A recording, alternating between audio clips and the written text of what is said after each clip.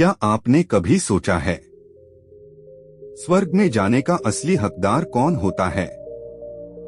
एक राजा जिसके पास धन दौलत, शक्ति और सम्मान है, या एक गरीब जिसके पास सिर्फ ईमानदारी और मेहनत की पूंजी है? आज की कहानी आपको ऐसे सवालों से रूबरू कराएगी जो आपके दिल और ज़हन को झकझोर देंगे। एक राजा जो हर सुख सुविधा से भरा हुआ है लेकिन फिर भी बेचैन है, और एक गरीब जिसके पास कुछ नहीं लेकिन दिल से सुकून भरा है। इस कहानी में आपको मिलेगा त्याग, इंसानियत और वो सच्चाई जो बताती है कि असली स्वर्ग किसके लिए है। तो इस वीडियो को अंत तक जरूर देखिए, क्योंकि अंत में एक ऐसा मोड़ आएगा जो आपको सोचने पर मजबूर कर देगा। बहुत समय पहले की बात है। भारत के एक सुदूर प्रांत में राज्यप्रेम नामक एक समृद्ध राज्य था। वहाँ के राजा वीरसेन न्यायप्रिय, वीर और प्रजाहितैषी थे। उनके राज्य में किसी भी प्रकार की कमी नहीं थी, न अन्न की, न जल की और न ही धन की। लेकिन फिर भी राजा के मन में एक खालीपन था जो उसे निरंतर बेचैन करता था। उधर उसी राज्य में एक गरीब किसान भीखू अपनी पत्नी लज्जो और बेटे मोहन के साथ एक छोटे से गांव में रहता था। भीखू मेहनती था, लेकिन खेती में मौसम का साथ न मिलने के कारण वह कर्ज में डूबता चला गया। राजा की बेचैनी। राजा वीरसेन रोज राजमहल की बालकनी से नीचे प्रजा को देखता था। कुछ हंसते, कुछ रोते, कुछ लड़ते, कुछ काम में मग्न। लेकिन उसका ध्यान हमेशा उन लोगों पर जाता जो दुखी थे। उसे लगता कि कुछ तो कमी है उसके राज्य में, कुछ ऐसा जो उसके सिंहासन की शोभा को धूमिल कर रहा है। एक दिन उसने अपने महामंत्री राजगुरु भानु प्रताप से पूछा, क्या तुम बता सकते हो कि मेरे मन को शांति क्यों नहीं मिलती? राजगुरु ने कहा, राजन, शांति बाहर नहीं भीतर से आती है। शायद आपको उस सत्य से मिलना चाहिए जो महलों की दीवारों के बाहर छिपा है।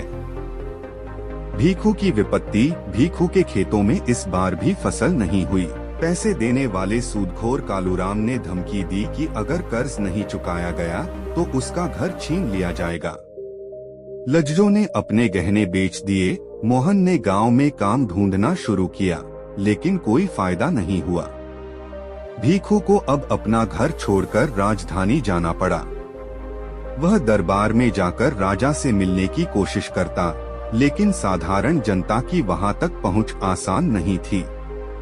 राजा का वेश बदलना। इधर राजा ने एक निर्णय लिया। उसने राजमहल के वस्त्र त्यागे, एक सामान्य व्यक्ति का वेश धारण किया और नगर भ्रमण पर निकल पड़ा। वह चाहता था कि वह असली रूप में जनता की हालत देखे। वह एक गांव से दूसरे गांव जाता रहा और हर जगह उसे गरीबी, दुख और अन्याय की कहानियां सुनने को मिली। लेकिन जब वह भीखू के गांव पहुंचा तो वहां उसे कुछ अलग ही अनुभव हुआ। भीखू से भेंट। भीखू ने राजा को एक राहगीर समझकर अपने झोपड़ी में आमंत्रित किया। उस दिन घर में कुछ नहीं था, लेकिन लज्जो ने बाजरे की बची खुची रोटी और छाछ परोसी। राजा को यह भोजन जीवन का सबसे स्वादिष्ट भोजन लगा। राजा ने पूछा, तुम इतने कष्टों में भी इतने शांत कैसे हो? भीखू ने मुस्कुराते हुए कहा, महाराज, सुख दुख जीवन का हिस्सा है, लेकिन जब तक परिवार साथ है और मेहनत करने का हौसला है तब तक कोई भी राह कठिन नहीं लगती। राजा स्तब्ध रह गया। उसके सामने एक गरीब व्यक्ति था जो उसके जितना ही धैर्यवान और दृढ़ था। राजा ने उससे पूछा, अगर तुम्हें कुछ भी मांगने का अवसर मिले तो तुम क्या मांगोगे? राजा वीरसेन ने अपने जीवन की सबसे बड़ी सीख सीखी थी, राजा वही है जो अपने सबसे अंतिम प्रजा तक की पीड़ा समझे और उसका समाधान खोजे। शिक्षा। यह कहानी हमें सिखाती है कि एक राजा की सच्ची पहचान उसकी प्रजा की भलाई से होती है और ईमानदारी, मेहनत और मानवता का मोल सबसे ऊपर होता है।